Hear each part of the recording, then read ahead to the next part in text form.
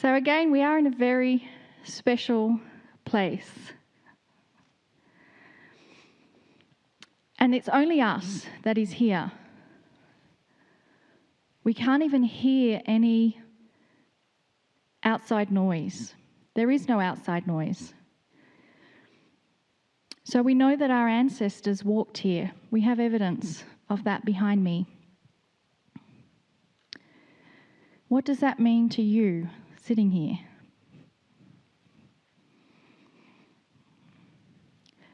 I think our ancestors have got a lot of information for us. And we only have to listen. And the way we listen is to be in the stillness. Because we listen and we hear, it comes to us in whispers. It never yells to us. It never shouts to us. It's only ever a slight whisper and a feeling and sense.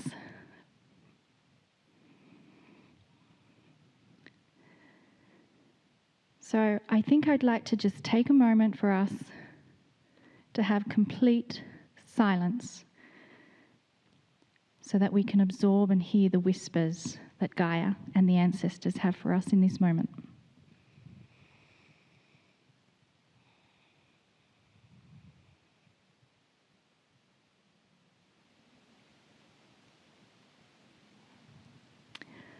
Long before we got here on the earth, Gaia was here waiting for us. Gaia knows you. She knows the moment you came onto the planet. She knows the moment you took your first breath. She knows your name. She knows that you are here now with her. She has seen you through the ages, lifetime after lifetime. She knows exactly where you have walked, where you have been, and what you have done. She has been your partner in all of it. In some of our lifetimes, we remembered our partner. And in some of those lifetimes, we didn't. And now the invitation is to rekindle that partnership, to carry you forward in your lifetimes to come.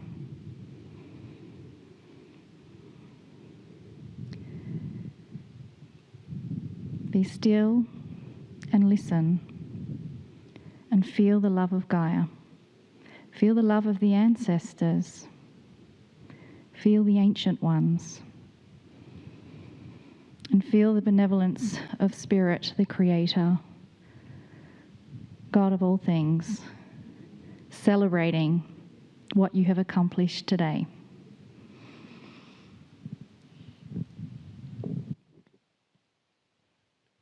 Greeting, dear ones. I am Kryon of Magnetic Service.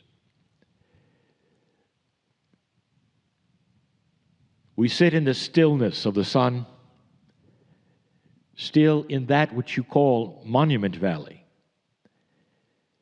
in perhaps a mysterious place. Behind me and around me are rock formations,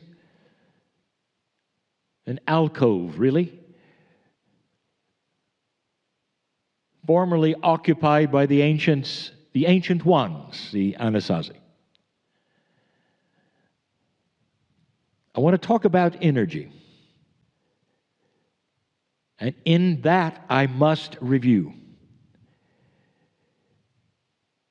For the whole pinnacle of the message is what the ancients said and gave to you long before the Western predictions happened. If you want to look at the precession of the equinoxes, the 2012 experience, the wobble of the planet, all of this was seen and predicted by the ancients. This was from the stars. A prediction that didn't really surface to the Western world until recently. And the prophecy was that if you passed 2012, many things would change. The ancients knew the planet. They knew the consciousness of the partnership. And all over the globe, the message was the same. That if you would pass that precession of the equinoxes, that time, the stripe in the sky, which is the Milky Way, you'd have 18 years into it and 18 years out of it. And in that time frame, much would shift. So the prophecy actually comes from the ancient ones, from the stars. And you sit today in the modern world within the prophecy. The teachings of Kryon are to then bring you up to date and up to speed, not only with the prophecies, but what's next. What does it look like, a change of energy? What does it look like, a change of consciousness? Now, we have taught for a very long time that human consciousness is allied to nature. We brought you science long ago. 28 years ago, we told you about the magnetic grid, part of the Earth's science today, but the partnership for the ancient ones. Did you know there were hunting grids? Did you know there were places that the animals would go intuitively on grid lines that were known by the ancients that helped them to hunt? This is the partnership we speak of. And it continues today. In a modern way, we will say that you are allied with the magnetic grid, with the crystalline grid, with the hunting grid, with all of those grids that the ancients knew of. You still are. And so what I'm about to tell you is the ancient prophecy said that the energies of these would shift and change. In the channels that we have given, we have told you about the proof of the alliance, of the measurements of the magnetic grid, and of consciousness. We've given you information that things are going to shift in ways you don't expect. So I'm going to tell you one. And it refers to the first channel we gave you. This won't take long, but there is just a little science. I want to talk about polarity and how polarity is beginning to shift even beyond what you thought it could. Some of it is chemistry, some of it is physics. I would like to define, just for now, as an example, what you have called osmosis. The technical definition may be this one: molecules of a solvent passing through a semi-permeable membrane from a more concentrated area to a less concentrated area. In plain English, where there's something more, it flows into something less, because nature doesn't like the vacuum. That's osmosis. It has been also defined generally as when something that was a great amount would pour into something that was a less amount. People have said even that they can't understand a book, they'll put it under their pillow and get it over the night through osmosis. So it has many meanings, but that is a polarity, isn't it? It's one that balances.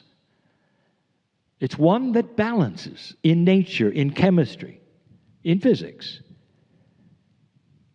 The most profound one, as the magnetic master, is what happens with electrons in atoms, where they try their best to form that which is harmony and balance. When you see something magnetic, it may have too many or too few electrons in the atoms that make up the solid. And the polarity then is either repelled or drawn to it. It's a form, really, of osmosis, but it's static and remains. And that has to do with too many and too few electrons. That's polarity. That's nature that wants to balance. And yet there are things that don't apply, that never have. You might find it interesting. One of the things that never followed those rules, really, was light.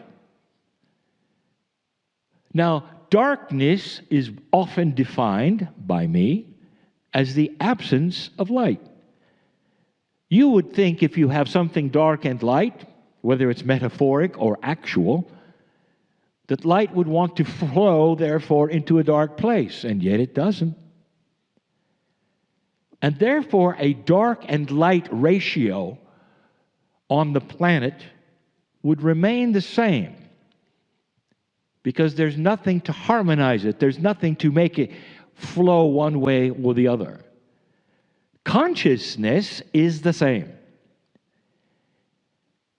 I've told you, dear ones, a scenario of past lives that you would have, that you have gone through them, even with a high consciousness. It didn't take over from a low one. There was no real polarity. If there had been, this land would never have fallen to the invaders. For the ancients had a very high consciousness. They were allied with the planet. The invaders were not. So you might say that darkness invaded this place. And when I started the channels, I said, and due to that, the crystalline remembering grid right here was sad. That there was sadness in the valley. And that the ancients who still remain, and their spirits still remain, cry the tears of the rain for the sadness that is still here. And now I want to give you the good news. If I can do this in a non-scientific way, in a way that all of you can understand, I ask you to celebrate the land, to rewrite the sadness. And you agreed. How can fewer than 50 people make that kind of an impact that has been here for hundreds of years? It is in the rocks and in the soil and in the trees and in the spirits. Well, the good news is this, and the ancients knew it, that if you passed the marker of 2012, it's in the stars. If you passed the marker, you'd still be human, but you'd start rewriting how the polarity of energy on the planet works. It would start to become more harmonious. And that light would suddenly start to be like osmosis. It indeed would try its best to flow into areas that were less light. A real change, not in physics, but in esoterics. Consciousness that was high would win out over consciousness that was low. We told you there would be a battle of light and dark on this planet, and you've already seen it. Light is winning. We told you that. And now the reason is because the very process of what flows to what is starting to change. The crystalline grid will take a little of what you give, and because of this new phenomenon, will start to rewrite all that is here that is sad. When you leave this place, it stays with you. You will remember it, it will remember you, and even wherever you are on the planet in remembrance, it will continue to rewrite itself. The impact that you have today is to plant the seeds of light here, of celebration here, of happiness here, of remembrance of good things here, and that's going to spread and spread and spread like a seed that is planted of consciousness and light. Unlike before the shift, this one is almost an infection of celebration. Those who live here are ready for it. Those who live here, with all that has happened, practice it. And now you can too. And that's the harmony. Those listening all over the planet, if you could for a moment right now understand this process, you'll know that as you think upon these things and celebrate the rocks and the dirt that are right here, it's going to be catchy. It's going to spread. And the land, which is your partner, will see what you're trying to do, enhance it, understand it, cooperate with it, because light is winning. The sadness eventually will be transmuted completely to harmony, understanding. Things that you have asked for, just a few people here and there, with the hearts, the knowledge, the enlightenment, and the understanding and respect of the partnership can change it. The ancients knew something, that when the shift happened, they would start to share their secrets because it would be safe. And they are. Whereas the rules and the traditions said, keep it to yourself, keep it within the tribe, today they are sharing. They're sharing because they see you are respecting the land, understanding the land, and are ready to receive. And so the question has never been who's teaching who. Dear ones, again, right now, these rocks are talking to you through the silence. It is so powerful. You can hear it all. And they're saying, thank you for what you're doing. And they're also saying there's more that you're going to take home than you expected. Again, in the right place, at the right time, pretending to be tourists. Hardly. And so it is.